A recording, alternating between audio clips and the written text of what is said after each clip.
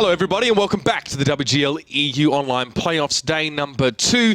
Been a pretty quick day so far, Ollie. We kicked off at 2 and we had a very, very rapid fire game between DiNG and Connecticut, where DiNG, like you suspected, like you predicted, got through. Yeah, DiNG really stepped up in this round. Didn't really have any problems. I thought they were very drilled, very professional. Got it done. Pretty easy stuff from them. And they do go on to fight our next match, which is, of course, Oops, who lost in that winner's bracket against Kansas Crew yesterday. That's right. It was a good start for Oops, I think it's safe to say. I mean, we think back, it was 1-1 in Mines and then a very strong Prohorovka. Kasdan were 3-1 down. And then from there, well, they just banged it through pretty nicely, I think, towards it. So that was good to see from Kasdan. I think they won 5 rounds in a row. Yep. Can't fault them there at all. So, yeah, I mean, here we are. I mean, both of these teams now, this is their game. This is their chance to qualify. And the best part is, no matter which one goes through, we are going to see a new team or a newer team qualifying for our season finals. One that we haven't seen there before, at least. DiNG or Oops, who's it going to be? That's a question. That's $1 million question. Well, it's a $50,000 question. A $50,000 question? 50,000 euro? $50,000 question? That was okay. So I don't know. Whatever. It's a money question. I don't know. I think KB didn't challenge Oops that much yesterday. I think KB didn't challenge DiNG that much yesterday. But I think Oops challenged Kansas Crew a lot yesterday. So just based on that, I'd say Oops have a really good chance. Again, it depends. You know, Oops has had this chance basically just to practice for today's game. Yeah. I think they would have pretty much predicted, like everyone did, that DiNG would go through against KB. So they probably would have practiced against them. Whereas DiNG probably did quite a lot of homework on KB. You could see they counter-strateged them a few times. So I would say. I mean, again, I think it depends how much Oops really wants it, how much they're going to challenge DiNG. I think technically DiNG have the best chance, but I think Oops can do it. I think Oops will go through. But I think it could be a tiebreaker easily, either way. I mean, what we've got here, it's Muravanka, Himmelsdorf, Mines, and then Rulenberg. So no steps. That's been taken out. I guess Oops maybe don't want to deal with that one at all. Muravanka being in there, which is going to be quite interesting. Have to see how that one goes. I think DiNG actually chose that, so we'll have to see.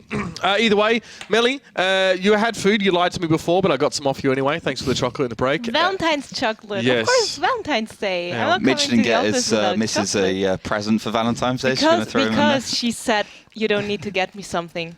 Don't fall for it. Always get something. See, no, she got me with it because she's like, yeah, look, you know, some people like it, but here in Germany, I don't think that a lot of us really like it. I especially don't like it. She tied me up. So lame. Yeah, that's what she said, bro. What do you expect me to say? I'm like, oh, I don't know. She always takes the trick on the book. Well, whatever. I hope she gets me chocolate too because I'm hungry. So yeah, that's all I'm saying. Just get me a Big Mac meal. That's what I'd want. Like chocolate.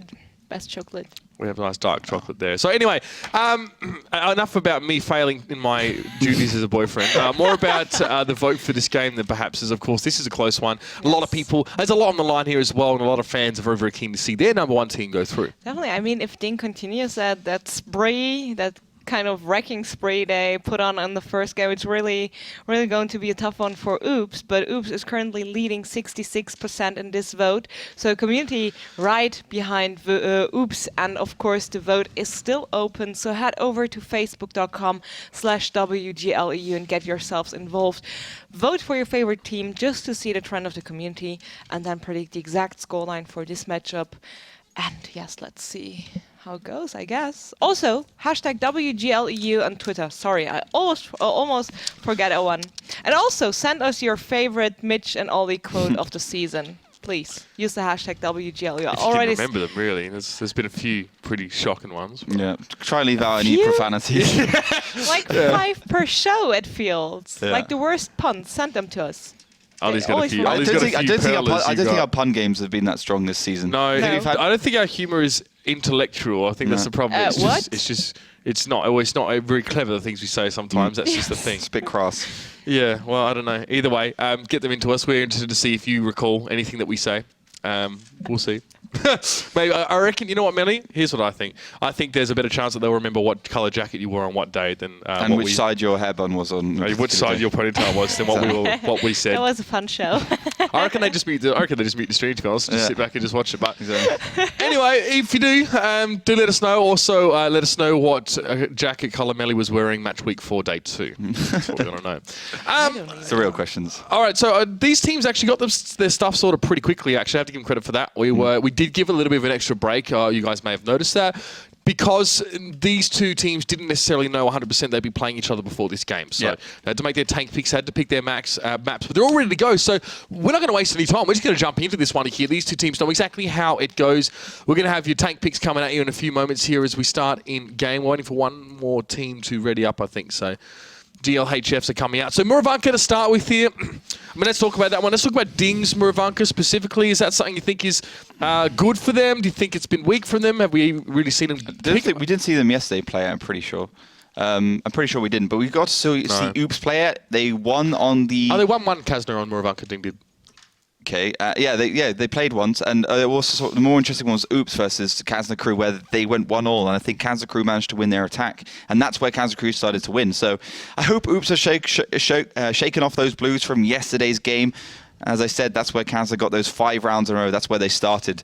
I think the trend we see across the season is that actually, regardless of the first 2 rounds, the match can actually go either way. Like, a team can go 2-0 at the beginning, and it could easily be 5-2, you know? So we'll get a taster of more of how the two teams are playing if Oops have really steadied themselves after yesterday's game, and how DiNG is prepared for Oops. And, you know, just look at these lineups. I mean, White Flag Baguette has played a fantastic set of tanks the last couple of days. Fussy Eater, consistently the highest damage dealer. Even against Kazna Crew yesterday, he was the highest damage dealer by, you know, at least 1,000 damage. So fantastic player from him, really stepping up for his team. And yeah, we're ready to get on the way. It's going to be Oops on the attack first and DiNG on the defense. Rakar, or Mr. Rakar. Mr. Itch. Mr. Itch, yeah, he's got me with that one, actually. I like that. That's fine. He's got a brain in him, that's what I like. So let's see if that translates onto the battlefield here. It's a large force from DiNG, and they're actually going in towards the forest side here. I mean, if you note, they are bringing the Leopard 1 here, so maybe don't want to go head-to-head so much with these 110 E5s. Maybe they want to work them down bit by bit, but Oops just going to plonk these guys on the cap and hope for the best. This is Oops learning from Kazna Crew, I feel like, just going for one of those all-in strategies. Boys. Send some T110 E5s in the middle, have another T110 E5 in the background just to provide a little bit of support. Dumnus gets spotted out, but the thing is, DiNG has committed 4 tanks to this right side, and they've only got 2 T110 E5s to the left side. So right now, Oops can put the pressure on, and DiNG desperately needs to get back to defend. They need to spot these Oops tanks. I think they are starting to light some of them up now, so this may not be a full capture here. Putting those 110 E5s, they're pretty chunky boys, those tanks. They've actually set one back behind as well. So the Leopard does take down Dumnus. There's the reset towards Duck of Death. It doesn't delay things too much, and at least some damage has been able to go back towards the double 110 E5. Pretty damn good from Oops, actually. They've even got the bat chats for some Overwatch, but Hulk, Nick, and Mary are holding pretty well. And there's a lot of presence in the middle, which I think Oops maybe didn't count on. Now they need to push forward, I think, and try and find these 110 E5s and set up behind the rock before they take too much damage. And I think that's probably the latest that they could have pushed here. They managed to come forward. White Flag Baguette is going to come up. He's going to look for Meritorious and Hulknik here, who are both looking all right, looking fairly healthy, as DiNG now just starting to hammer down those health points. Ooh, Fussy Eater takes a lot of damage on the cross here, and Hulknik will be able to find him. Yeah, those 2 Batchets were too slow up that hill, didn't have really the acceleration. Genghis is actually just going to crash in, and right now this is all DiNG's game. Absolutely. I mean, Oops just pushing forward, thought they'd take their chances, but DiNG had a decent setup. 2 110 E5s for resets, and a lot of tanks in the middle of the map. They pushed them through the forest, and they had map control. Oops put themselves into a very small alcove, and they really made themselves very susceptible to flanking attempts. Well, that's exactly what's happened here. They brought a lot of heavy tanks, those 110 E5s, quite, as we said, pretty well armored, but not well armored enough from all different angles, and DiNG have just exploited their mobility, or the lack of mobility coming away from Oops. Silence, well, it's going to be plenty of that ringing over the battlefield in a few moments, as he is the last to fall, and DiNG, a convincing start to this one here. Good control of the battlefield. So excited I've dropped my pen again. Again, every time. But I don't know, Oops. You said they've learned a bit from Kazna here. What do you mean? The push forward? Yeah, they were just wanted to go aggressive at the beginning, try and surprise DiNG there, but DiNG made the right decision straight away. Instead of putting the 2 T110 E5s, or at least one of them on the normal hill, they just send them straight away to that left side, get them hauled down. Obviously, they're going to be very hard to take down in that position. And they just got the resets with HE, with the APCR, with the Heat even, just smashing into those ones until the tanks in the middle, which are going towards that right side, the Magic Forest, could flank in towards the centerpiece, doing a lot of damage to those T110s. The 2 Batchats, I mean, I think Oops was slightly slow. I think they could have pushed off straight away. As soon as they spotted those tanks in the middle, DiNG was pushing. You knew they weren't going to get the reset, so they should have just pushed straight through and actually sent the 2 Batchats up. Then they could have killed those T110 E5s before DiNG could shoot the Batchats that were pushing. Instead, DiNG was there, had all their medium tanks shooting the Batchats going up. T110 E5 survived. T110s could shoot the other T110s. And we saw Fussy just getting to within an arm's reach of one of those T110 E5s, and then he came to a skidding halt. Of course, he had been taken down. So the Batchats maybe, a little bit slow, but the damage was very, very good from DiNG once they started to spring into life. Even Hulknick and Meritorious. I mean, Hulknick, props to him. He was in a very important position. He had to get the resets. He had to buy that time. Most teams, actually, in G1, put an STB or an Object 140 or just one tank here. It's actually not common, Oliver, that we have seen double 110 E5s put there.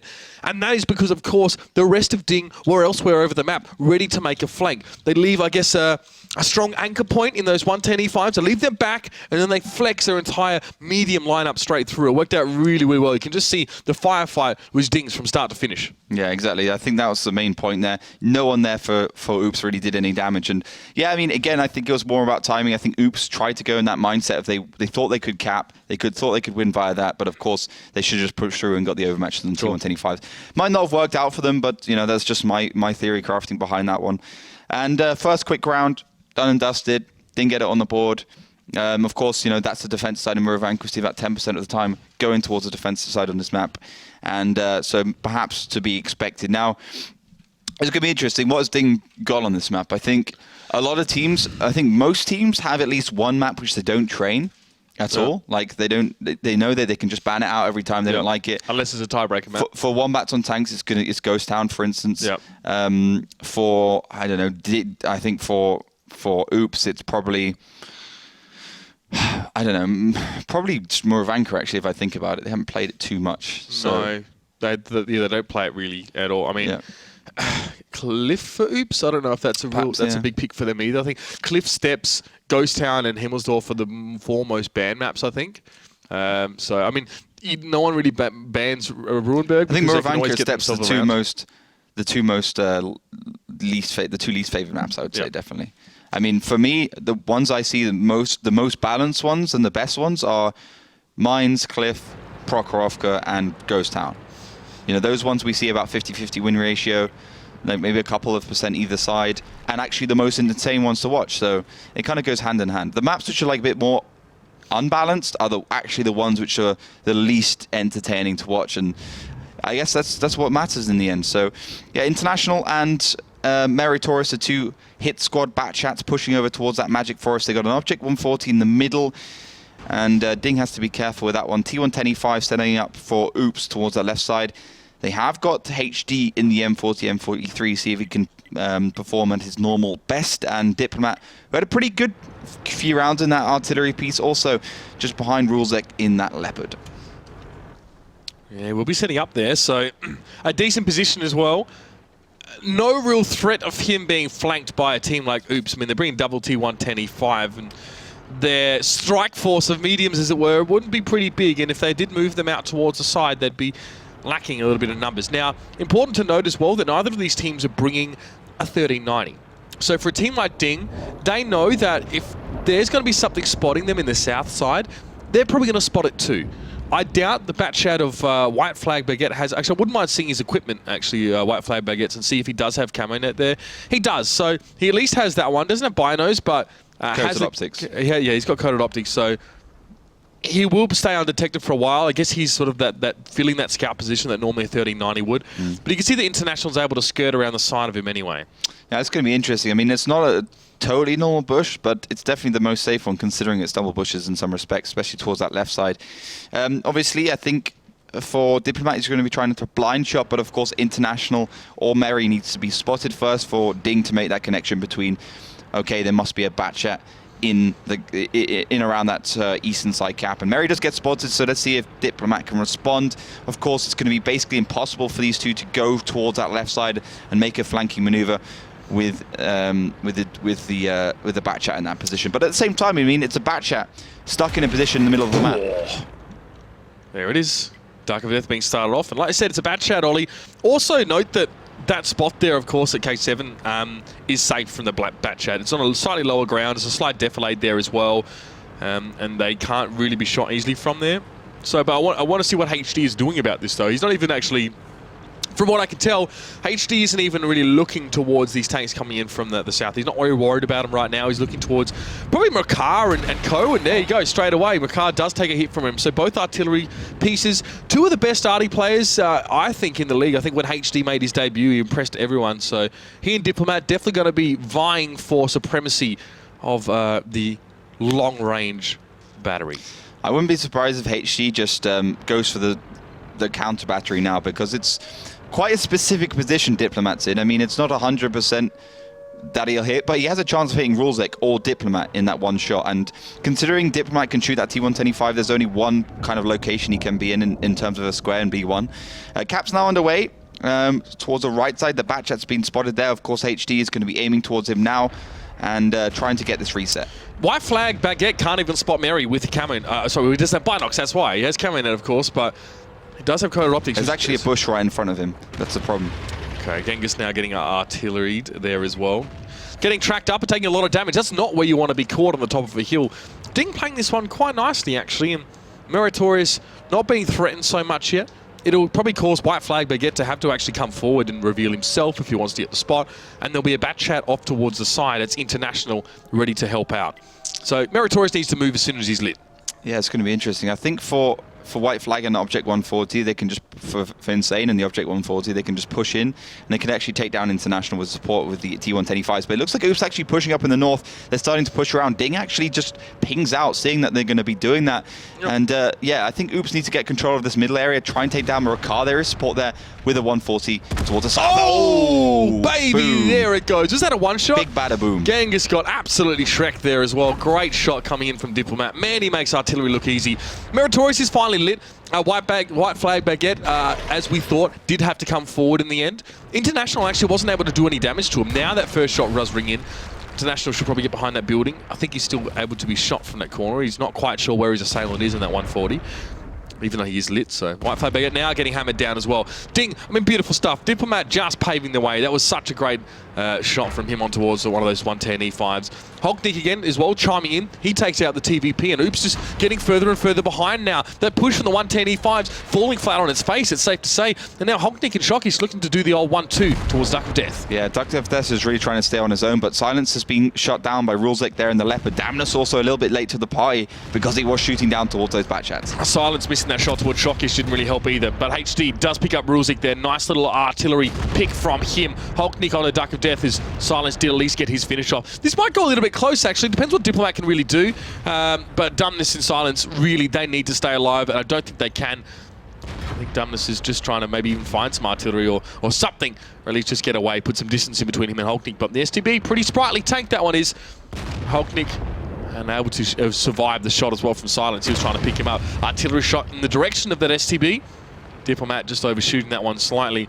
And it's pretty much done for Oops here. DiNG, very, very strong opening here on Muravanka. Yeah, very good stuff. They chose their location to cap perfectly.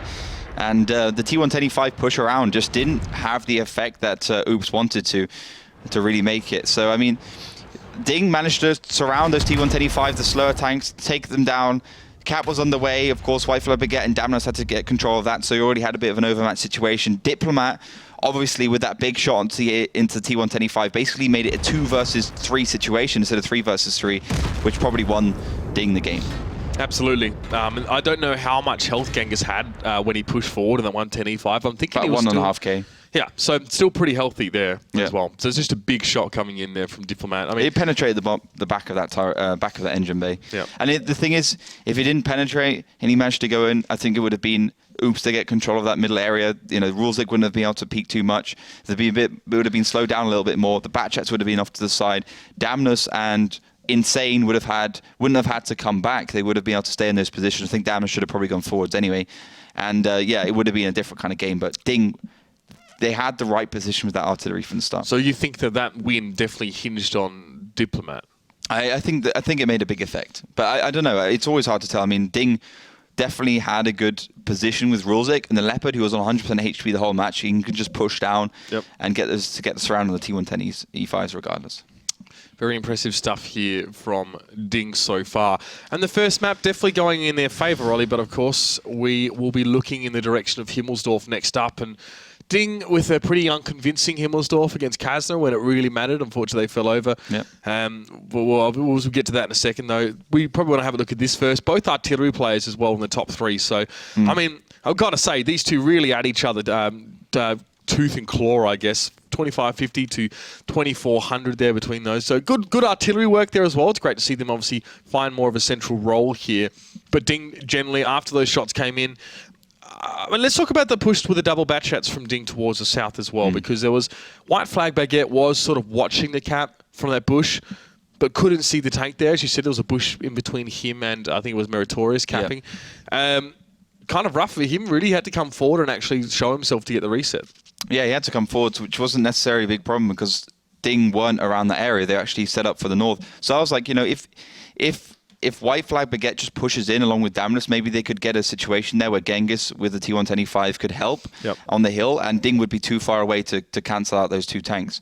But instead, Oops sent T125s into where most of DiNG were sitting, apart from those two bat chats. Yep. And I think that's probably the decision that lost them the game. So it's the second time now that DiNG have had a large amount of map control. Really, they've sat themselves sort of in that middle village, sort of through the middle road as well. So they deny passage, I guess, from the 110 E5s to come through. Very strong. Very, very strong performance there. I think it's a bit of a giveaway what DiNG are going to do here in this next round, Ollie. Yeah, they've got the FE215s, T110 E3s. Pretty much the same, apart from maybe 113 that Kasner Break brought yesterday. They are on the attacking side, so maybe it's going to be that right side push. But looking at the pings, I would guess that is the case because Hulknik is just pinging all over the place in that top right-hand corner where they will be heading with that T110 E3. Put it hull down in the B line and see what they can do from there. But at the start, I'm just going to push down, and of course, it's going to be Oops on the defense, and I said DiNG on the attack. Oops with pretty standard lineup as well. They got the ST1 and the 50-120. Interesting. Yeah, the tier 9 heavy. I don't know. I mean, look, DiNG had such a great Himmelsdorf. They really, really did. Obviously, earlier today, Connect Abroad just had no response. So, Oops, if they were watching that, they definitely should have come up with a bit of a counter. They're going to need to. We better hope they're watching because it's pretty much the same thing here. Genghis pushing across. He gets lit by Makar. Nothing giving really him any concern. Genghis takes one hit as he comes past, but we do see actually Shockish, Rulzik International all being lit in that position as well. So that's pretty crucial. Now, you remember people used to put tier 6s in this position now, but apparently tier 9 is good enough for that.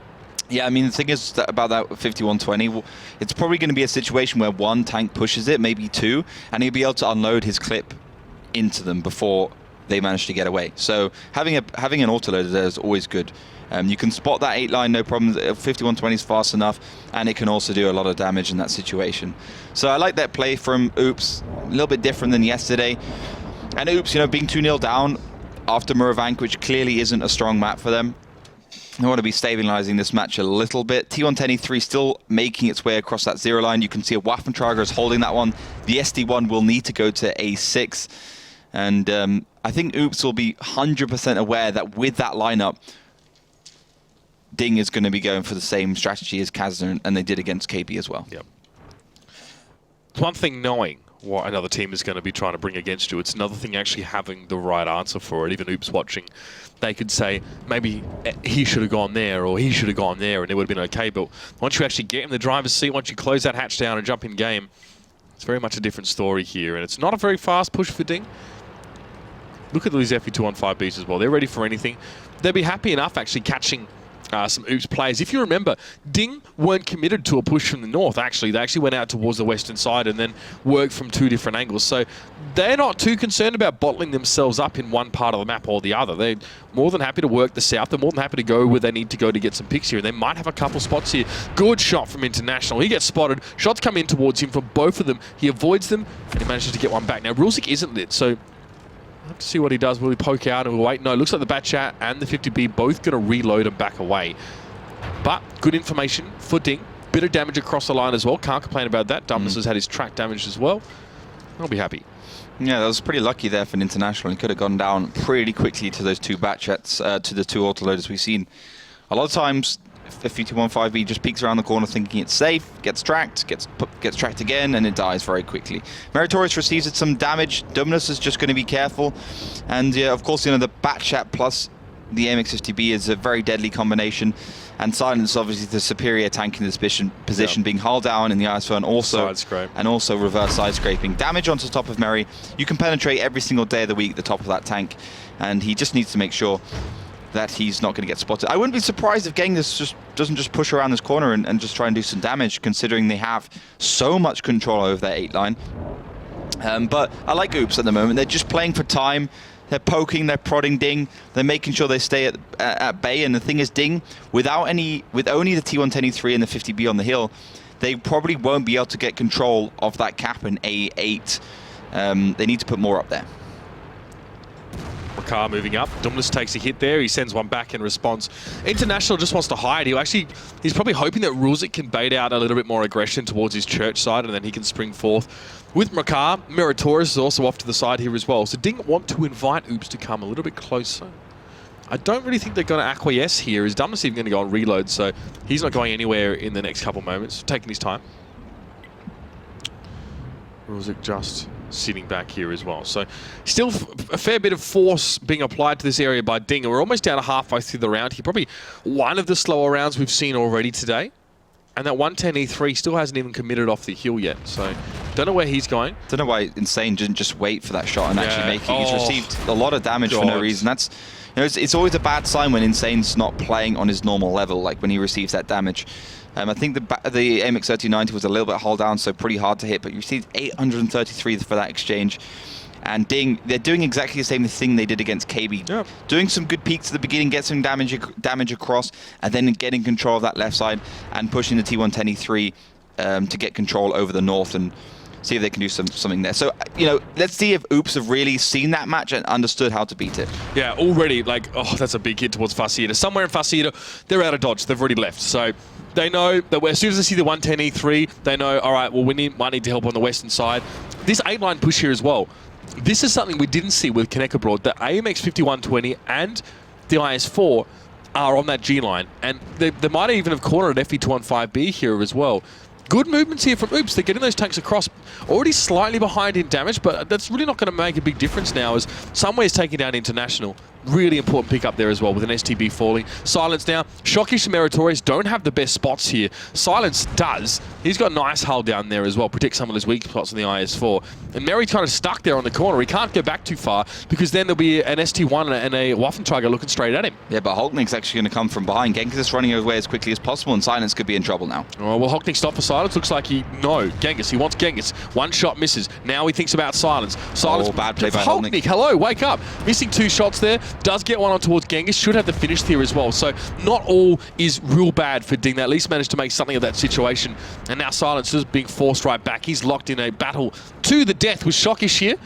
Shockish, who will have a better rate of fire, and that's a big hit coming in from behind as well. But Duck of Death has sprung forth. Meritorious is going to be in trouble here as even Fussy coming forward. Good use of force here. DiNG still have the slight advantage. It is a 5v5. And Hulknick needs to wait for this reload. Poor Shockish is going to be in trouble in a few moments, but I think Oops actually got to back up a little bit on that G line. And Hulknick has some more flexibility. This 110E3 as well.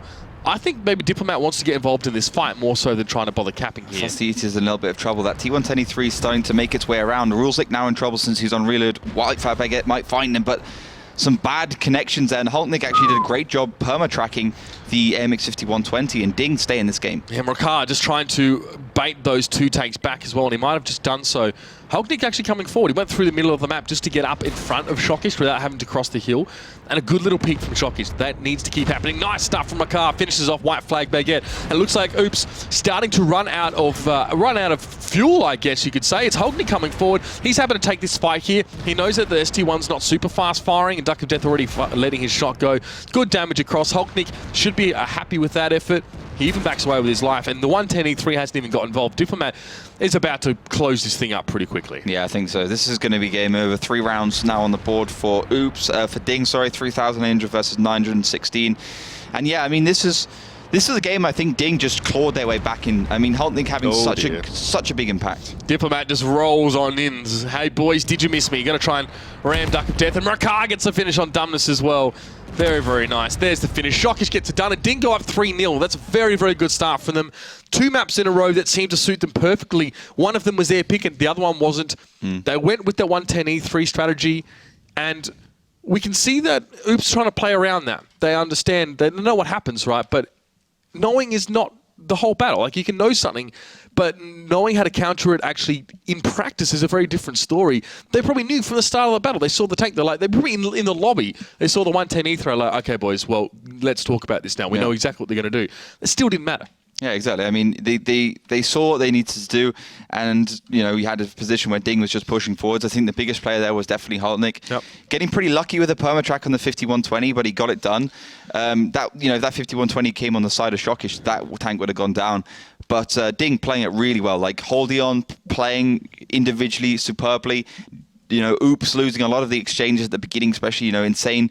He could have been in a position where he could have killed Murakar and then moved through the map a little bit more easily. He had Fussita who made a decision to go forwards and exchange along that, I think it was G line or something. Yep. But once he was there, he couldn't move because there's no other way he could get through without getting shot from the left, right, or center, maybe by Haltnik or whoever. So big game for DiNG. I think that's that's definitely starting to put them out of reach. Now, can Oops do the reverse sweep of what Kazakh did against them, where they were 3-0 down and came back to win 5-3? I don't know. I think Oops really got their back to the walls right now. Just looking at their play, I mean, that game was won based on individual play, some bad movement, and that's a hard game to come back from. Because I think DiNG probably should have started to worry a little bit when they lost the 8 line. There was a push through. But Genghis, I think, Silence, they just pushed through, right? They pushed all the way through towards the south and tried to make something happen. And we did see about 3 different fights happening over the map here. And that was even without Diplomat being involved here. So this is DiNG holding up to literally the entirety of Oops with 1 tank down as soon as they brought Diplomat in. I mean, Diplomat was even a bit late to the party, to be fair. He didn't even need to be there to finish the game off. He literally could have sat there and just checked his watch for the next 5 minutes and they still would have won there. So that says a lot. When you can be down essentially 1 tank and still go toe-to-toe with the enemy and actually take them apart like that. Really, really nice stuff. Like Meritorious did really well in the FE215B. He was being pressured by Silence very heavily in that 8 line. He was never going to win that battle, and you saw him turn around and say, all right, I'm going to cut my losses here. I'm going to try and do something else over the map. And that's actually when he got pressured by Genghis and Silence, because Genghis saw straight away. Genghis saw he was leaving the 8 line. He saw he was out. He's like, well, okay, let's go after him now. I mean, kind of worked out for DiNG here. But let's see. Double Waffentrager, double 113, T10 ST1 for DiNG. Are they going to push forward into the middle of the map? It did work last time DiNG tried to do it, even if not against Kazna. Yeah, I think they will do it. I mean, it didn't work against Kazna, but again, they did it against KB today, and it worked superbly. It was an easy round for them, but it could also be a bit of a bluff card. They might just do something completely different, catch Oops by surprise. And, DiNG, I think if KB doesn't win, if Oops doesn't win this round, DiNG will just simply close it out 5-0 or 5-1. This is just how it's going to roll. So Oops really on the last chances right now. I think if they don't win this is game over, and DiNG will be joining us as a 4th seed team for the season finals. So I think probably bigger test of Oops and Kazakh yesterday. Can they do what Kazakh did to them? Can they make the reverse sweep happen? Yes or no? And then then they can be considered one of the top European teams. Thing is that Kazakh at least had 1 round at this point. So no, they didn't. Oh, they got 5 in a row, didn't they? Yeah. Or literally 3-0 down. Yeah, fair point. Yeah. Let's see if Oops have the gumption that Kazna did, though, as well. That comes with experience as well, and I think you'd be hard-pressed to say that Oops have more experience than Kazna. Well, that's International taking too much damage. He's seen a lot, but he's going to go down for nothing here, and I mean, if he doesn't get away alive, it's not really worthwhile, is it? Quickly taken down by Oops up on the hill, and that's a very average start for DiNG. That's actually a complete counterplay, because DiNG did the same thing against KB or against Kazna at the beginning. They just pushed International up, and they caught out the AMX 3090 thing of Kazakh. I think it was either Yizny. I think it was Yizny playing the AMX 3090. And they didn't expect International to be there. So Oops obviously watched that match, countered it perfectly, took the back chat down, perfect start. Silence as well, just laughing all the way to the bank in that IS-4. Very, very hard nut to crack on that 8 line. And he'll back up a little bit here as his team on the hill are also moving back. A little bit of a weak spot exposure there as he does try and get behind the rock. But now he's held down and he's looking golden for a little while here. He has spotted the T10 and ST1. Very quite a well-armoured sort of composition from DiNG, with the exception of the Waffentragers, I guess. Bringing a T10 and an ST1, I mean, that's such a big head on the ST1 as well. It is quite a heavily armoured turret, is it not? Yeah, it is. I mean, all those Russian tanks have pretty good armor on the front of the turrets. It's actually only the weak spot is the top of the turret. There's no armor on top of a Russian tank's turret. So if it's even slightly angled upwards, you can actually connect a shell onto it. And at these ranges, even with the heavy hitting, inaccurate Russian tanks, you can still penetrate them. That's why Silence is down to 1,172. Oops. Obviously wanting to take advantage that there's a hell of a lot of presence of DiNG on that 8 line by pushing up the 1 to 3 line. And honestly, if they just push with two or three FE215Bs with Hesh loaded against Hultnik, Hultnik's going to really suffer.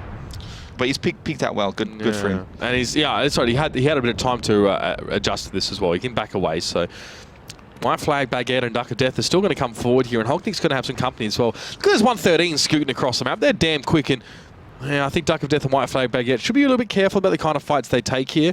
They're maybe hoping to unseat Rakar from that spot, but not really going to work out as well as he's just tucked a little bit behind. Genghis is doing a great job though, spotting with that 5100 on the or 5120 on the hill, just spotting Shockish, keeping his team alive, and yeah, Silence is still keeping DiNG secure, and some HE ammo now spreading towards him.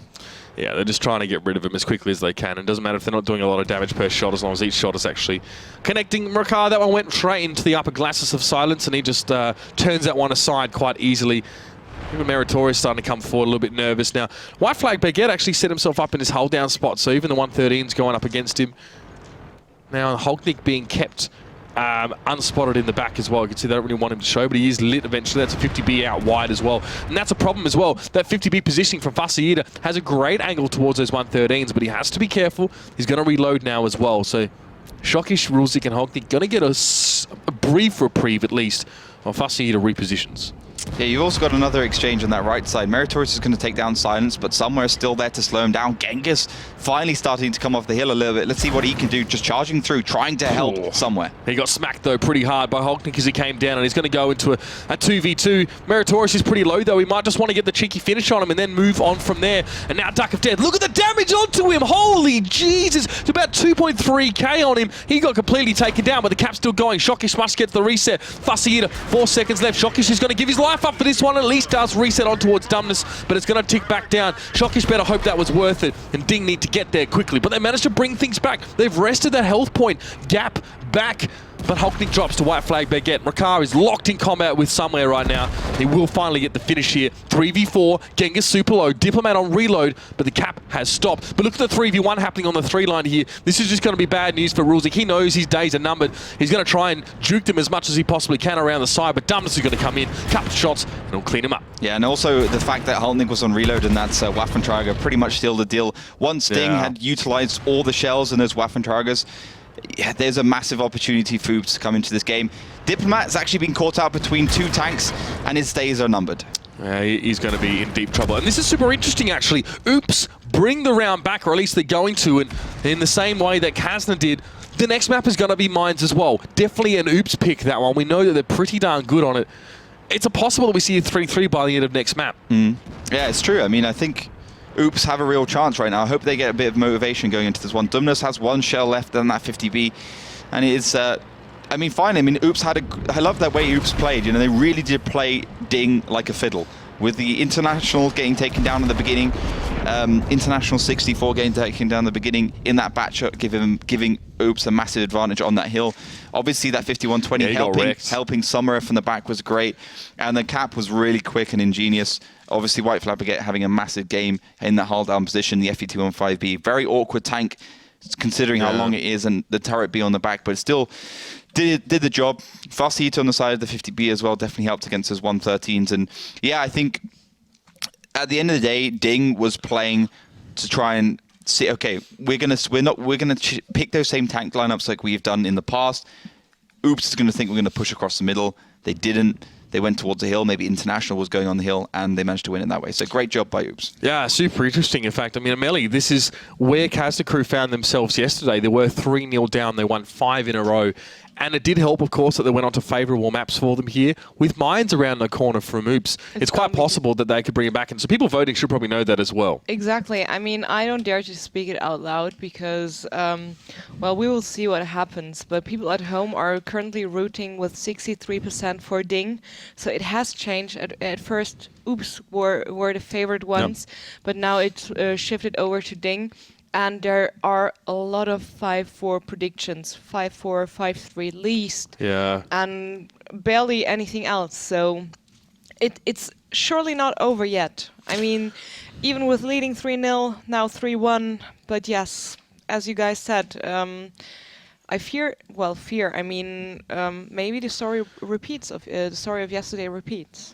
I think it says a lot that we're seeing a rookie team here in their first season, and that we think it's totally reasonable that they bring it back to 3-3 after this. Well, There's a lot of confidence from us, even if we don't really realise it, that Oops can level the ledger here. They're very, very strong, and with Mines around the corner, I think it's well within the realm of possibility. I mean, Ollie, do you know how Oops performed on Mines? Well, yesterday they lost 2-0 to Kazna Crew, but I mean, I think DiNG and Oops are pretty on a similar level on Mines, and DiNG also lost against Kazna Crew on this one. So I mean, it's Kazna and Mines, and I think it'll be a pretty even match. Now, I think Oops do have a good chance of winning 2-0. They definitely would have stabilized, and you know, it just depends how much which team wants it. You know, it doesn't really matter about the stats at the end of the day. Yeah.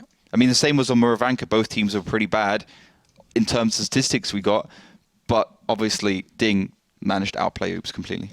Maybe you guys at home have an idea, so head over to Twitter and use the hashtag WGLEU to tell us what's on your mind. Even the chat says it's not over yet. They're still chanting Oops' name, and they're waiting big from them. So hopefully they will show up and show us a great match.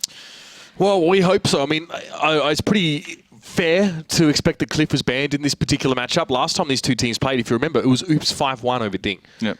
Massive, massive difference to what we're seeing right now, of course. So, I mean, Cliff was big for Oops, and Himmelsdorf actually, Oops won that one 2-0 as well. So, we're already seeing a marked improvement for DiNG. We go into Mines. These two haven't played each other on Mines yet this season, so there's a lot to be said still. Remember, DiNG started off the season on Mines with a pretty weird strategy, using Makar behind an IS-7, in front of an IS-7 on the cap on the west. But anyway, scores here. Fuss Eater again, up the top. No worries there at all in the 50B. This guy's been let off the chain this season. It's been great to see. Yeah, he's been an absolute beast. I love him.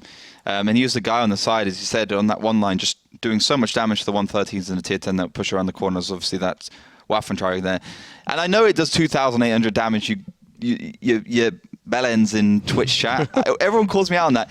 When you have to remember so much and you're doing so many shows, some of these numbers just slip. You know, it's a lot of stuff to remember. There are a lot of numbers as well. It's even if like I research and I play the tank, I still sometimes forget. You know, especially considering if Wargaming just some balance changes, like 5 to 6 shells. You know, okay, the Waffentrag has 5 shells, and that's why it doesn't do as much. I know sometimes I make mistakes. I'm a human. So don't upset Ollie, guys. All right, come on. It's the last day of the season. It's Valentine's Day as well. Don't ruin this day for us. Okay? Exactly. I want man. him in a good mood. I want some. I don't know where my chocolates are, man. You should send me some yeah, that's gifts. from over there. I don't want to diet chocolate. Dark chocolate is the best. No, I'm not going there. Not going there. It's literally the best chocolate. Tank lineups here for Mines as we go in. We have 4 tanks for DiNG and 3 unidentified objects. But I can tell you right now, DiNG are bringing 4 113s, a Bat Chat, a TVP, and an RU251. On the side of Oops, a bit of a mix here. Double T110E5, double TBP. Artillery as well. Yep. That's going to be interesting. It's white flag baguette and not HD on that one. Yeah, it's going to be interesting. Insane playing that one, so have to see how that works. But for him, it looks like Oops is going for their 4 brawling setup. White flag is more of a back sniper, and he's also good in those bat chats. But it's going to be Genghis in the bat chat, and we've seen how well Genghis can play the bat chat, so perhaps not surprising. But heavy lineup. I mean, Silence somewhere, Duck of Death, all hull down, so they've done a direct counter towards DiNG in those 113s. If those T110E5s, just like Cancer Crew brought up against DiNG yesterday, go hull down in the right positions, DiNG won't stand a chance. And White Flag Baguette in the artillery piece, if he gets himself in towards that right side, which he isn't in, he can also counter those T110E3s, those 113s very nicely. But let's start. Silence is just going to be trying to go across and a bit of shells exchanged, no damage done. International, very, very early little flank attempt here as the 113 squad can't really connect with Silence by the looks, and Silence is snickering as he just backs up there a little bit, throws it into reverse, and just hopes that DiNG will maybe come a little bit further forward as well. Oops have a setup here ready for this one. This is, remember, their map in the past, so DiNG going to be hard pressed to come out on top. But again, these two teams have no experience against one another on this map, and that's a lovely roll. Shockish. I mean, yeah, the 113, the alpha damage is so sick for what you can do with that tank, and still don't like it, but it definitely hits hard. But the thing is, you know, DiNG was so focused on trying to do damage to the IS-4 that Genghis is basically just charmed his way down towards that one line, K1, and is now behind the whole of DiNG, so he can actually put so much pressure on. DiNG are now pretty much stuck in one position, and there's no artillery to take him down. There's not even any tanks to take him down. But this is a nice little flank by International Hultnik. Good angle by Hultnik there, but it looks like it might actually turn against him now as Dumbness has just turned his head towards him and put a lot of damage back, and I don't really know if that was worthwhile at all. He had a little angle. Maybe if Hultnik had landed a few more of those shots, it might have been worth. Genghis tracked in the middle of nowhere. That was Makar with a cheeky little fadeaway shot. As Genghis does have control over the mid, though. And this is the thing. DiNG, if they want to flank with 2 tanks, they have to give up this side of the map, this little island, and those 113s had better be careful because Genghis is going hunting. And International is actually going to come hunting against Genghis. So, yeah, I think if International gets a kill on Genghis, it's going to be game over for Oops, I'm pretty sure. So Genghis can make 2 decisions. He can either be a little bit tunnel vision and try and take down Makar, or he can just run away, or he doesn't have any support at all. So Genghis has to be really careful in his position, and Makar doesn't die via that artillery shot. And International does move forward now. He wants to take on Genghis, and fair enough, he does have the health advantage. He can clean him up pretty quickly, and Genghis not even able to get a responsive shot. Luckily, International missed as well. He'll take a little bit of damage, but clean as you like. A lot cleaner than maybe you would expect there. Good little trade. Genghis will drop down. But DiNG still a little bit behind the 8 ball health-wise. Positionally speaking, they have the island secured now, so I think Oops look to want to just push straight over these 113s. That's a massive disadvantage now for Oops. Completely unnecessary that they lost Genghis in that position. They're also starting to receive some damage. They're trying to go forwards against those 113s, and they're just being punished. Oh, these peaks are so good, Oliver. These 113s just nailing it every single time, one after another. It's just like a chorus of guns firing off. Look at that, 954, 457. The numbers are coming up good for DiNG, and now they're getting out in the lead. Very, very fast firing tanks, of course, of 113s. And meritorious, to be fair, kind of the brunt of a lot of that attention. And look at this. Oops thought about a push, and they got pretty much turned away at the last moment there. Silence getting hammered down as well. DiNG starting to build up a head of steam. Yeah, they definitely are starting to do some these damage. peaks are so good. Those 113s are just doing so much damage, punishing DiNG, Oops left, right, and center, not missing any damage at all. And those 113s, because White Flipperget is on that left side, you can only shoot Meritorious. I mean, he really should be in A5 like he was against Cancer Crew yesterday, KB yesterday, so he can shoot straight down and land those shells against the 113s. Otherwise, they're simply too strong in those positions. DiNG has map control on the left side as well with the Batchat and the RU251. And they've also got a lot of HP in terms of being able to play around with. And again, Insane is 100% useless because they don't have control of that left side. Oh, man, those peaks, so nice. And you can see, like, DiNG were behind by, like, a K, and now they're up by, like, 2K. So that's a huge switch from this one. Look at this Rulesicky Diplomat. It's still so healthy as well. Yeah, Meritorious Shock is looking a bit worse for wear, but my God, it was just shot after shot ringing in. And now Oops have to go for something different here. Ricardo set up on the side. Hulknik gets a finish on Fussy Eater. So Ricardo, good foresight from him, actually, maybe to expect that Oops would try for something else. And because he was there, it was Hulknik able to get the finish on the other TVP, and this is going from bad to worse for Oops here, going to match point and being on mines. Not the worst situation, but still DiNG can clean things up here. I think Ruinberg's the last map, and we know what DiNG looked like on that one. Exactly, Ruinberg is going to be at least a defensive win for DiNG, I imagine. So Oops need to be able to win this round, I think, if they want to have a chance of staying in the finals. And Dumnus should be able to find Makar as long as Hulknik can't provide support in the back. He doesn't. Hulknik with a brilliant shot onto Dumnus, and yeah, I mean, I feel that's a nail in the coffin right now. This is just perfect, Ollie, from DiNG. Just one after another. Like they're not even feeling the pressure. It's business as usual for these guys, and they're booking themselves a ticket towards the season finals with one more map win after this. Duck of Death somewhere. Now getting hammered from the side as well. They've got everything. DiNG literally laughing all the way to the bank right now. Silence is a 2-shot. Somewhere is a 2-shot as well. And there's White Flag Baguette cowering in the corner. And there's not really much he can do from that angle. He just has to try and shoot at something. I don't even know where that went, that shot. I didn't really hit anyone in particular. So, don't know where he is. Makar spotted him out earlier on. He huddles behind the rock. He drags the game out. He knows he's done. 420 comes past, time-wise. So, that's a long time for White Flag Baguette to sit behind a rock and do not a lot of anything. So, that was really, really good from DiNG. I really think that series of peaks from the 113s in the middle was just incredible. 5.4k in the lead at the end of the game when they were down by 2. Yeah, I mean, at the beginning, we saw a situation where the 113s were actually losing. Silence was doing a great job, but Oops made a really strange decision just to push forwards, and Genghis screwed up royally. Like, he was so tunnel vision and trying to kill Murakar that you could just see International making his way so obviously around the map and going to kill Genghis with no support. There's no support. There's no TVP in the background like we normally see. And, you know, Genghis was sitting there waiting for Insane to make the shot and kill Murakar. Was never going to happen in time, and International even got the hip shot on against Genghis, even though Genghis was standing still. So I think that for them, Oops thought, okay, now we can get the overmatches. The 113s, though, it doesn't matter. Your overmatch advantage is going to go down straight away because the HP you can do. I still think if Insane had gone towards the left side, he would have been able to pressure those 113s so much they would have gone down. But instead, he decides to sit on that right side. The only thing he could shoot was Murakar and one of the 113s that was on the hill. So, in my opinion, that's, you know, you can never blame artillery for a loss. I think there's other decisions, but I think that would have made a big difference. There we go. 3 113s in the top 5 here for DiNG. And as you said, Hulknick very, very strong on that TVP. Just working actually towards the east side more than anything. And with the help of Murakar getting the spots out, he was able to start to rain down on them. But look, I mean, look, the control of the middle of the map. You remember Oops, kind of like out of range, actually had a really good hold from the north, but they got broken in this game, no doubt about it. Yeah, it was the great stuff. I mean, I think, let's be honest, I mean, that push by the T110E5s in towards the middle was what lost it for Oops. They could have still held on for a win, but they were on the attacking side. They needed to make a decision, but the T110, the 113s were just too strong.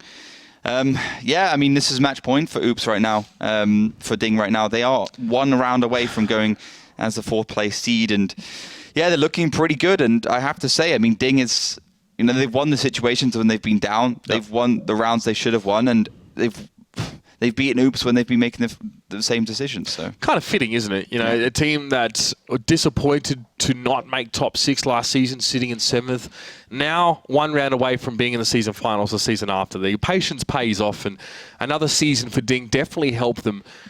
You know, it's funny, now they're living up to the hype that they had at the start of Season 1. Yeah. You know, even Virtus Pro players telling me, we played them in Silver Series, they slapped us around, we played them in Go For What's. These guys are really, really strong, like, watch out for them. And then the season was like, okay, it wasn't great. Much better from them now as well. I mean, unlucky that they didn't even auto-qualify, to be honest. They were very close to doing that as well. Yeah.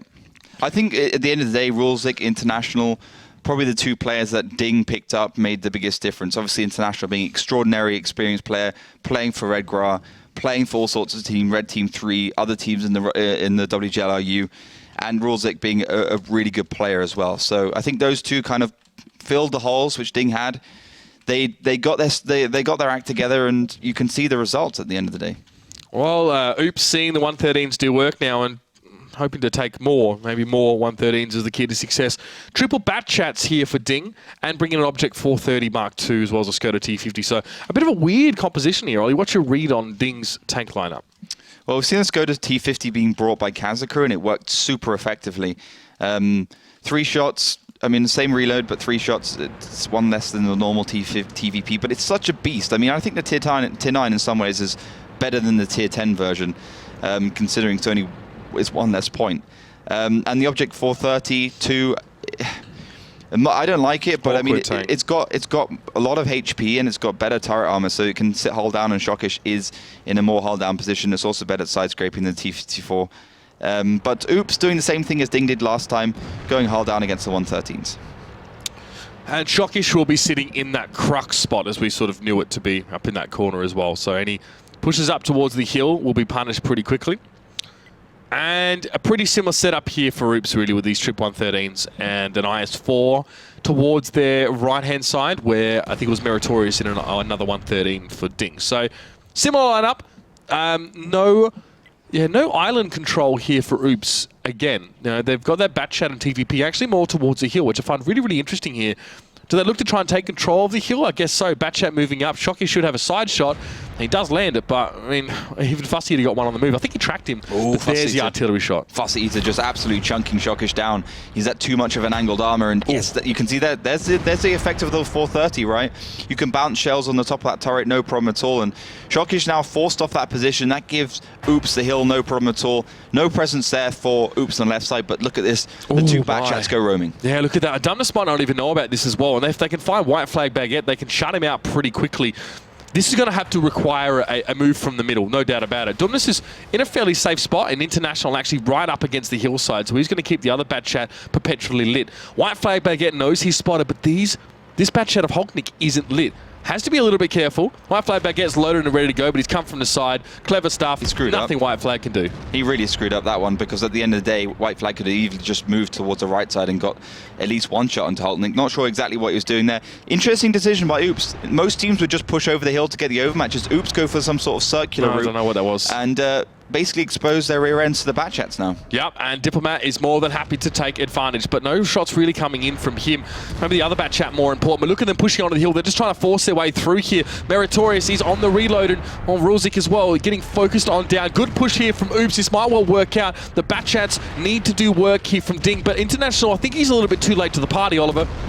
Yeah, this is way too much for DiNG to handle right now. The Batchats, 3 tanks went towards the south. Dumnus did a fantastic job in that TVP to bring one down to a one-shot. The 113 is pushed over the middle despite being a little bit late. And someone might fall here, but he actually gets a ram onto International, leaving just Murakar, and that's Skoda and Hulknik in the Batchat. No good. No good here for DiNG. I don't think they can hold out. Oops. Pretty clever, actually. I mean, setting the double Batchat down, it was a little bit slow. And then I think we saw this weird circular maneuver from the 113 to wondering whether they should go back. And they kind of thought about it, and they said, no, you know what, let's just push over. Whoever has more 113s wins, I guess, when you shove straight down the middle. Very, very strong tank. Hulknik being spotted out fairly early by Fasieda, who's not going to give him that easy shot. Fasieda actually got players on both sides and still fighting back. He's he's a beast. This guy really doesn't care what he's going to be up against. Noobs, at least, are going to give themselves a round here. But, man, Ruhenberg, going to be the next map. I don't know, dude. I really don't know. And I think, to my understanding, it will be... I'm trying to find out who's attacking. DiNG get Ruhenberg defense straight up. Yeah, they do. That's not good. No, it isn't. But it's a test of a man when you're down, if you can come back from a disadvantageous position. And I think Oops, considering the poor performances that they've had so far, I mean, it's kind of fitting that they justify their position right now, and maybe even justify a qualification space if they do come back from Ruhenberg after Ruhenberg. So it's going to be 4-2 either way. I mean, it's a pretty close match considering DiNG made such a one-sided decision to push on that southern side with 3 Batchats. It's going to be the last shell from Rakar. Dumnus, perhaps not realizing that Skoda only has 3 shells, probably does, but it's going to be silence to bring him down anyway. It's going to be 4-2. DiNG still 2 rounds ahead, as Mines is now done and dusted. It's been 1 round on Himmelsdorf, 1 round on Mines for the side of Oops. So at least in the last 2 maps, excluding Muravanka, Oops have been on level pegging with DiNG. Yeah, absolutely. So all they need to do now is win both rounds, and bam, we're 4-4, and we will have that overtime that people have been talking about, that tiebreaker. But Oops need to go on the attack on Ruhenberg, and they need to win. That's a big ask, considering DiNG even on the attacking side of Ruhenberg beat Knekkebrot there as well, like pretty handily beat them as well. I don't know. I really don't. I think this is a DiNG pick as well. I think they're feeling pretty confident. You know, we talked about, actually, it's not the first time. In fact, we really see it quite often, Ollie, that Ruhenberg gets tacked on the end. And if there's any team that's on match point come into that map, usually they win winning it. Yeah, I think for a lot of teams, it's, of course, the most important thing is to ban the maps you don't like to play, or you know the other team is much better than you at. And then it's like, okay, whoever's at an advantage by that fourth map, it's just going to be like, okay, you know, you get to play Ruhenberg, you get the defensive side. So you're like, okay, we've either lost the match by that point, or we're going to win it because it's Ruhenberg, kind of thing. Yeah. I mean, we see only 30% of rounds going towards the attacking side on this map. 30%. That's super small. Fasieda again up the top, the guy doing work in the Batchat. He seems very, very confident in that autoloader. Makar getting to play a tier 10, did all right, I think. Obviously in their Skoda T50, that one. Sitting well back, more of a sniper role. And yeah, I mean, you can see here, Meritorious struggled in the middle. Got jumped on pretty quickly. Shockish as well. Got put out of the battle in the first couple of minutes there, of course, by Fasieda just wrecking him. Yeah, absolutely. Fussy was a beast. He had 2 buildings either side of him, one either side, and he still managed to win that exchange. I wish we had just seen what he was doing because he played fantastically. My Water Tank's just crashed, so I'm the one who's got to delay things a little bit as I log back in again. I'm sure exactly what happened. But yeah, I think if Oops really just have a tactic. I mean, we've seen the most Ruenberg wins because of strange tactics. Yep. And we've seen a few rounds on Ruenberg where teams have just won because they've just been like, we're going to do a normal tactic, but we're going to be super confident about it. You know, like 3 IS7s to that Southern Cap, get control of the zero line with the 140 or the T62A, batch up at North, like super aggressive, super confident, and the defensive team doesn't even have time to kind of be like, yeah, I'm going to get my soda, going to light a cigarette, I'm going to just sit here and play defensive Ruenberg, you know. So, you know, that kind of thing can happen. Yeah, no doubt about it. Well, I mean, will DiNG be getting sodas or Scotas here? We might see that T50 being brought in again. I don't know if Makar was very convincing on that one. Yeah. I don't really know if it's essential. I mean, looking through tank picks here, which the teams look pretty much ready to go as well. So we need confirmation from them there about that. But, I mean, this is it. This is really the big... I think, honestly, if Oops can get over this hurdle, which is a big one, right, attacking round on Ruenberg. It's the biggest. But DiNG have just showed us that they can do it themselves. They did it to Connect Abroad here, but the momentum is in the balance, I think. It's very much in stasis kind of thing. DiNG is still looking good. They know how close they are. We were in game just before. I know, like, ping, ping, ping, ping, ping, ping, ping all over the map, like super pumped, like, yeah, let's go. Like, everywhere. Like, I'm like when you load into a random battle, there's some douche who's just, like, pinging everything, just trying to be obnoxious. He's died on, like, a flank on his own. He's, like, pinging. Yeah, he's, like, pinging where he thinks the artillery's... No, he's like a Panzer 1C. He's pushed straight through the middle. He's mad because no one covered him. Anyway, DiNG 1 round away from victory, bringing an IS4, a 110 E4 most notably, and triple 113 here for Oops. Oh, this is going to be a really interesting round. What can Oops do? They have to bring out the big guns right now. They have to do something. Otherwise, DiNG is going to be flying to Cologne on Thursday, and we'll be walking away with quite a bit more money and some good points as well on the board for the grand finals. Of course, they probably won't qualify as... Well, they definitely won't qualify as Wombats and Tornadoes already secured those spots. But Ruenberg 4-2 scoreline right now. As you mentioned, DiNG on the defensive side at the start and Oops on the attack.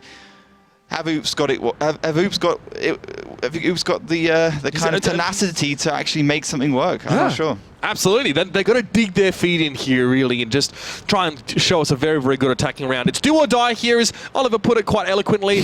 Triple 113. So, Oops hoping just to ride the wave of an OP tank right now. We'll see if it's going to be enough for them here. Is DiNG already thinking about zero line control, but they haven't put Makar down that deep. So that might be interesting here. Maybe a bait. Maybe they're hoping that Oops actually try and check that or try and get into the zero line and they'll have a firing squad here. But Fussy Eater wastes no time as well. Heading into the middle of the map here. Super aggressive from him. He's been spotted. He takes a hit. He was lucky not to get tracked there. Holtnik has an angle on him as well. What are you doing, Fussy Eater? Oh, but Holtnik's getting absolutely wrecked right now. The thing is, Fussy Eater's obviously using heat ammo, which means that he can't shoot through those buildings. He can't shoot through those walls.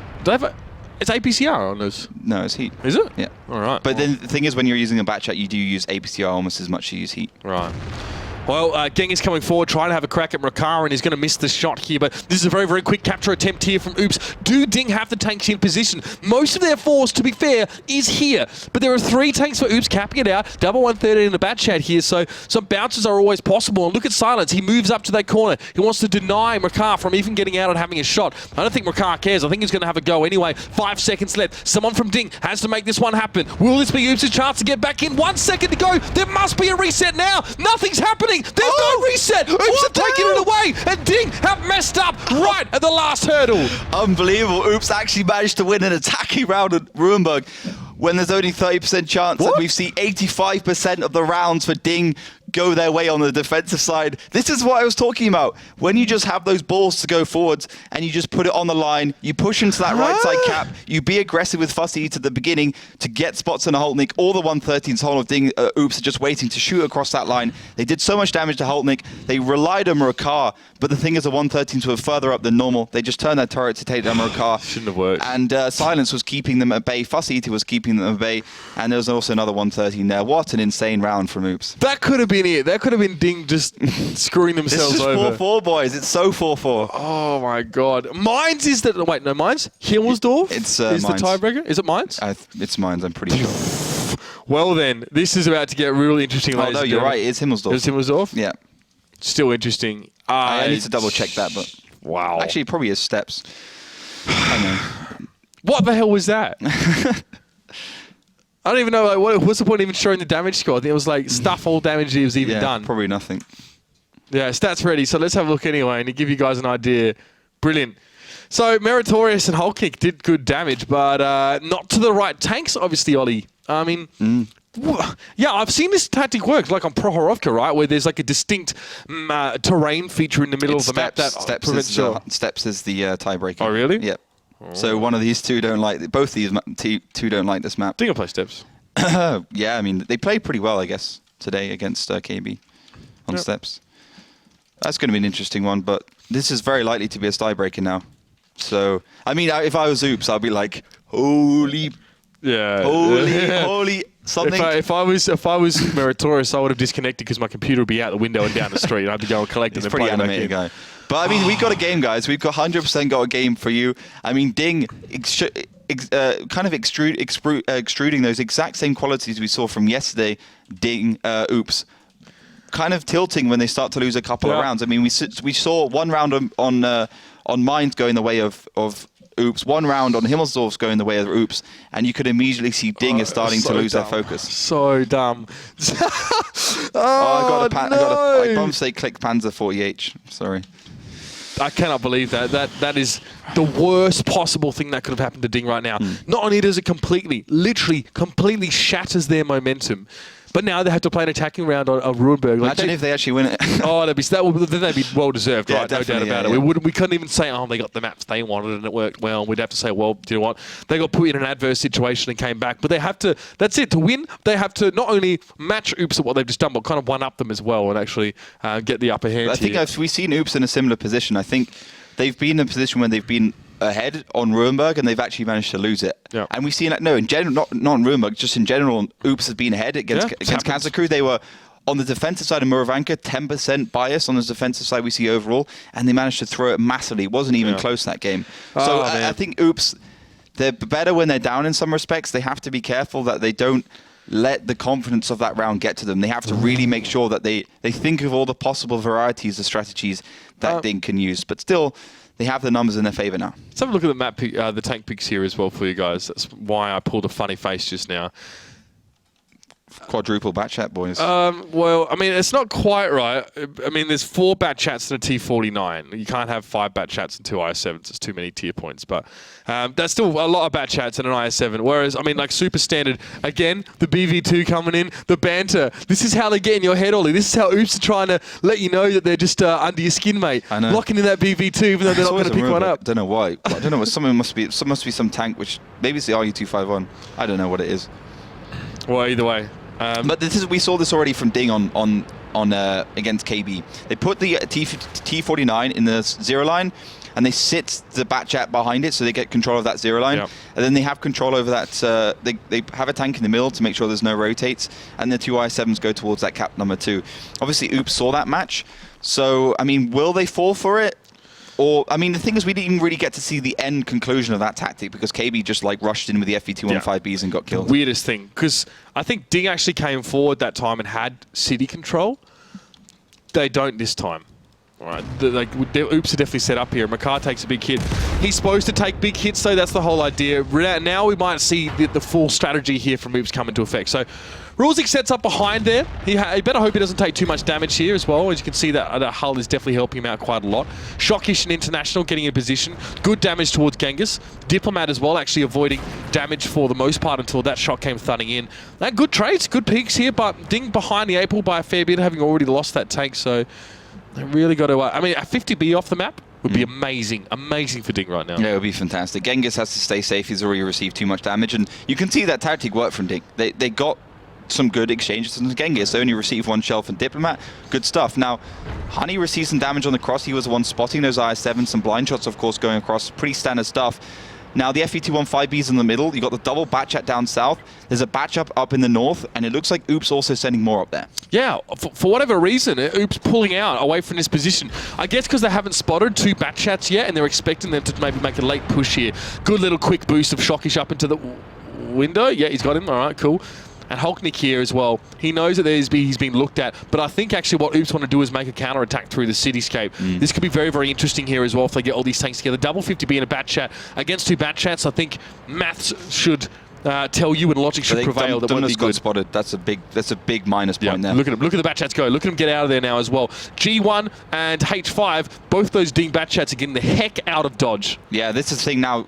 What does DiNG do? Do they go aggressive? Do they try and make something work here? You can see the two FE215Bs go through the middle. They know the bat chats are moving, but White Flag Baguette takes a lot of damage. Yeah, he's going to go forward as well. Ruzik's in the back corner. He's in the bat chat. A lot of damage available for him, and Diplomat also is up there. This could be very, very dangerous. This could be suicidal for the FE215Bs. The IS-7's laying into them right now. Duck of Death is down to half, so White Flag Baguette looking no better. And now the bat chats as well. Remember, they were in the city. They can come up and get involved in a moment's notice as well. Those IS-7s just have to stay safe, but there's Meritorious and Rulzik. They've been found. They're taking damage now as well. That's not good news. And Dumbness as well is going to be forming the second wave of attack. He's going to be coming up. And DiNG don't have a durable lineup. They've got a lot of bat chats here. The IS-7s are the core of their force. And look at that. International managing to track up Dumbness. Put a shot into it, but he's caught out in the open. He has to get away from this one. He's bounced to plenty of shots. There's Diplomat. There's Rulzik. They're waking up. Oops now with only 5 tanks left. It's a 6v5. White Flag Baguette is down to a one-shot. International has held on for dear life. And Shockish is still full health despite being so close to White Flag Baguette. He's going to take him down. DiNG are brawling this out so well, but Fussy Eater, he's going to be problematic. He comes in, but he take a hit straight away. Hognick is also there. DiNG doing everything right. This is perfect brawling, and they're going to take this round away. Unbelievable stuff from DiNG. They actually managed to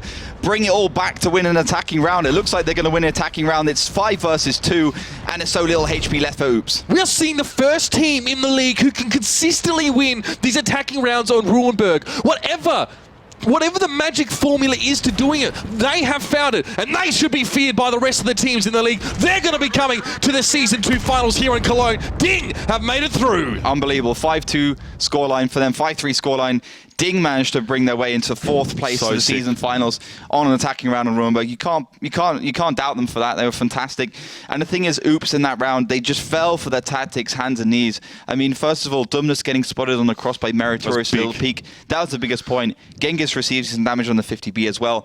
And I mean, that's what it came down to. Those 50Bs were too slow. The bat chats were too slow. That move was too obvious. And those bat chats could just run away very quickly. Over matches, the FE215B going across the middle. You had the 2 bat chats up the 0 line, just doing great damage. And obviously, Oops getting a little bit too big for their boots. And that's what we say about Oops. If they get too big and too confident after a round like that, they do start to lose their rounds. And you could see then they probably should have just held on, stayed safe in those positions, and use their slower lineup because they were never going to be able to catch up with DiNG. Everything fell into place for DiNG towards the end of that round. We even saw, I think that one of the bat chats there, maybe it was Fussy Eater, trying to go for one of the IS-7s, and he bounced the first shot, and then his IS-7 and Batchat just turned around and he went bam, like 1100 like health eventually from the next shot from the Batchat coming in. Like he just got completely wrecked from that one. I mean, Shockish here's the thing as well. Shockish was full health until pretty much the end of that game, right? In that position, very, very strong one. We saw how Oops tried to bring their tanks through the city and out. Spotting Dumbness there was everything. It really was. Without those 2 Batchats, they would have been in big trouble. Yeah, they would have been massive trouble, but I think perfect round there from DiNG. I mean, I can't believe how much Oops fell for it. Like, they fell for it hands and knees. Like, if they just controlled that Eastern Village, those Batchats wouldn't have got control, but they left the Eastern Village only, I think they had the IE251 there. Then they pushed the FE215Bs forwards so the Batchats could shoot them, the I7s could go into a defensive position. And I mean, massive round there from DiNG. It's going to be 3,500 damage by Shockish. First time he's really stepped up for his team, obviously the team commander. And what can I say? DiNG, it's going to be our 4th place holder. It's obviously Tournament Rocks in 1st, Wombat's on Tanks in 2nd, Kazakru in 3rd, and DiNG in 4th. So, yeah, I mean, incredible stuff from all those 4 teams. I have to say, in terms of impression, DiNG was a completely different team than we saw them yesterday. Today, they obviously fell down to quite a few rounds, but they managed to bring it back in the end. Oh, by far. I mean, it was getting a little bit dicey for them there as well. Mines probably didn't play out the way they would have liked. And even then, they had the fallback of Stani on the defensive side of Ruinberg, and then they fluffed it up. I mean, maybe it's the second time this season I would say that we've seen both teams lose on the defensive side on Bruenberg. It literally really never ever happens. But DiNG, all they needed was the 1-for-1 trade. They just needed to get one more round, and they did find it in the most strangest of ways as well. 5-3, respectable result to Oops. This is their first season. They've come a long way. They can consolidate. They can regroup, and for the next season, they're going to be a powerhouse. There's no doubt about it. I mean, they already were this season. They spent so much time towards the top. But Melly, there it is. There you have it, 5-3, and it is DiNG go through, and they deserve it, I think, as well. They were 7th last season. Disappointing result for them after the hype that accompanied them, but they're through to the finals. Definitely solid performance today, well deserved, and I really can't wait for meeting them on upcoming Saturday here in the ESL studios for the Season 2 2015-2016 finals. People make sure to tune in, of course, but thank you very much for getting involved that much. The vote ended on 64% for DiNG, so everything correct and well done from you guys. Thank you for keeping me company in Twitch chat, and of course for tweeting so much using that hashtag WGLEU. Well, it's kind of weird. It's like the last show of the season, but the finals are coming on. It's not even. We've got the finals. We've got finals and then everything. relegations. She's not in Trello, so she might not know about the 3 days in a row we have I'm after a part the of the finals. team though, so. Well, after the finals, we've got 3 days the week after in a row. All right, she doesn't know. So it's good. I don't know if it's 3 or 2, but Ollie is going to decide on that. We'll sort it out. Yeah, I was just trying to freak you out. But yeah, we obviously, after the season finals, we do have our relegations. So a couple of days there as well to see who's going to go up, who's going to go down, of course. I think there's 2 teams that auto-qualify from the Silver Series. Yeah, we have wild card, first of all. Then we have the pre-relegations on Tuesday. Wednesday, we have the first round of 8 of relegations. And then Thursday, we have the full relegation games. So if you're a team that's not qualified through Silver Series, if you're a team that's not in the Gold or Silver Series, you can join that wildcard as a completely unknown entity in the WGL, and you can try and fight your way through to get one of those 2 slots. As the wildcard team, obviously have a chance to go into the relegation. So there's a chance for everyone to make it into the Gold Series. All right, ladies and gentlemen, let's have a look at what this weekend has given us in terms of games, of course. The bracket, we've seen it a couple of times, and it was a very, very interesting one from the very, very beginning there. Started off with Kazna Crew taking out DiNG. Obviously, Kazna moved forward, and then Oops over Kneckebrod. And like you said, Oops weren't looking too flat. DiNG weren't looking too flash yesterday. Oops went forward and went down. And then DiNG, from the lower bracket, ran the gauntlet. Yeah, I think we can safely say that we got the 2 best teams in the finals. I mean, at the beginning of yesterday, we both said, okay, technically, if we look at the season overall, in the kind of form the teams were at the end of the season, it will be Kazna Crew and DiNG. Yep. I mean, Oops had a fantastic mid of the season. They done very well. They started to falter towards the end of that, obviously, with that loss against KB. They could have been in a second place position, automatically qualified. But again, Oops lacked that experience. DiNG have been in since season 1. They've been through the trials and tribulations. They've sorted their issues out, and they deserve to be at the finals, along with obviously Kazna Crew, who just had a pretty flawless day yesterday. Yep. I think even if Kazna Crew didn't qualify yesterday, they would have come back and been able to beat DiNG today as well. Yeah, I mean, DiNG, though, looking very different to they did on the first day. I'd be interested to see if they had that form to start with. But let's have a look at the post-match stats before we wind things up here as well, and just throw it back to that game. International and Diplomat. I mean, Diplomat played a few rounds on artillery and still keeping such a high amount of damage there. Very impressive from him. Amazing stuff at International. And as I said, such an experienced player. Diplomat, didn't expect him to actually have such a big round. He's not always the tier 10 player. Some are having a good one. Meritorious, Shockish. I mean, even team captain of DiNG doing very well. And Fussy Ito with not on his standard form. He's usually right at the top of that Some table. are actually and Holtbeek surprising. having an absolute mare at the bottom. Yeah, not great for him. It might not be right. I'm not sure. Yeah, I don't think he shot 9 shots in the whole of the match. Yeah. Probably, I think Holtbeek's probably wrong, yeah. Okay. Either way, ladies and That was gentlemen. probably one of his last rounds. His last rounds, yeah.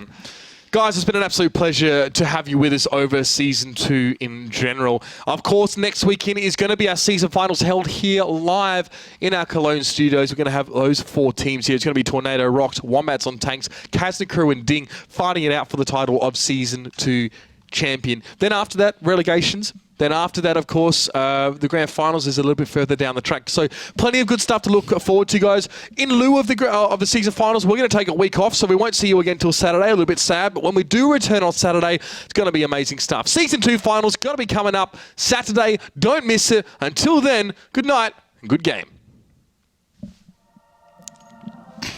Fuck's sake, it's not even...